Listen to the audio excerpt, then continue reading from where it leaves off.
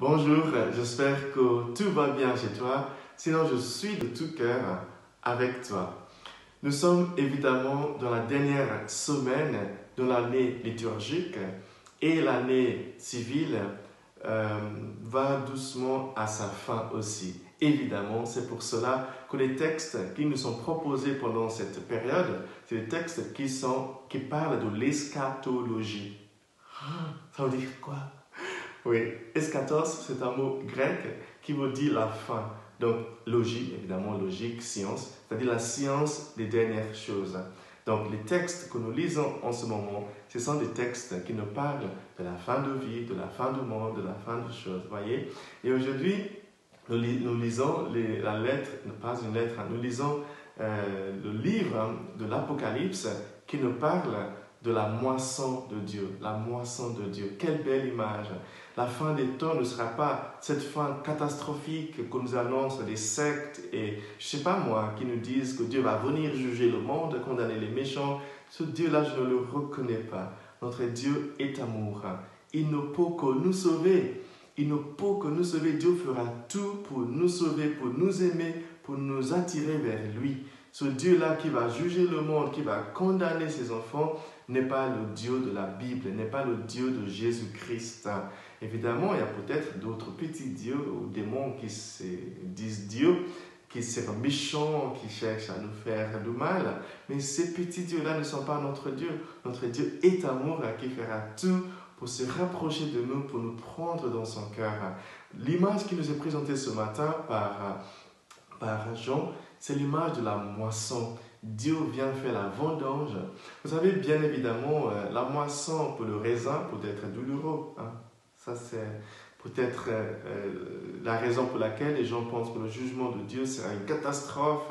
Ben non, la moisson, c'est justement, et la vendange, c'est justement pour réaliser, pour accomplir le but de la vie d'un raisin. Un raisin est planté pour devenir du vin. Évidemment, on peut aussi le manger comme ça. Mais le raisin qui va jusqu'à devenir du vin, c'est vraiment le raisin qui achève sa raison d'être. Donc, l'image qui nous est donnée ce matin, c'est nous qui ne sommes pas là tout simplement pour mûrir et mourir et pourrir. Ben non, nous sommes là pour mûrir, pour être moissonnés et transformés en du bon vin qui va faire la joie de Dieu éternellement. C'est ça notre destin humain. C'est pour ça que nous sommes créés, pour mûrir. Et même si nous mourrons, ça sera le processus à travers lequel Dieu va nous moissonner pour nous transformer en du bon vin. Évidemment, c'est une image de bon vin qui fera la joie de Dieu éternellement dans la maison du Père. Voilà le message de Christ.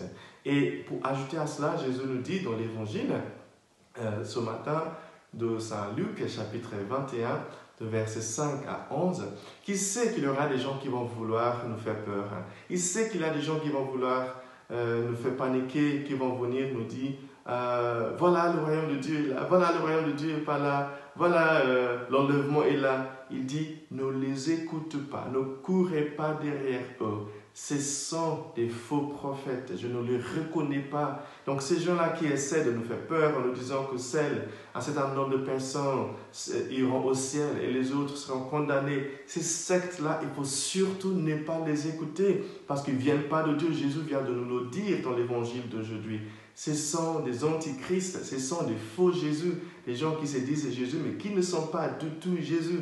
Vous voyez, le Jésus que nous connaissons nous dit n'ayez pas peur. Et d'ailleurs, pendant une des prières que nous prions pendant l'enterrement, nous disons la personne est partie pour rejoindre son juge dont elle n'a rien à craindre.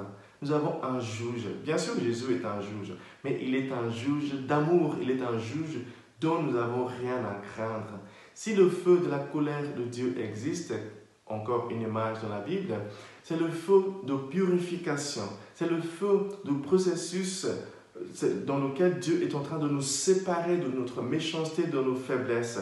Évidemment, Dieu fera tout pour nous séparer de nos faiblesses et de nos méchancetés afin de nous moissonner pour lui-même.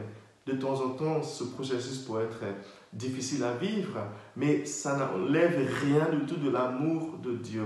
C'est comme la discipline que tout parent donnera à son enfant pour qu'il puisse grandir. Dieu n'est qu'amour, tout ce qu'il nous fait ne peut qu'être amour. Donc si nous gardons ça en tête, on vivra avec beaucoup moins de peur et on comprendra qu'à la fin, on ne va pas juste mourir, pourrir et disparaître. Non, on va peut-être mourir, certes, mais on ne va pas pourrir éternellement. On va être transformé dans l'image de Dieu. Nous ferons la joie de Dieu éternellement et notre vie a du sens justement parce que Dieu va nous moissonner dans son amour à la fin. Que Dieu vous bénisse aujourd'hui, le Père, le Fils et le Saint-Esprit. Amen.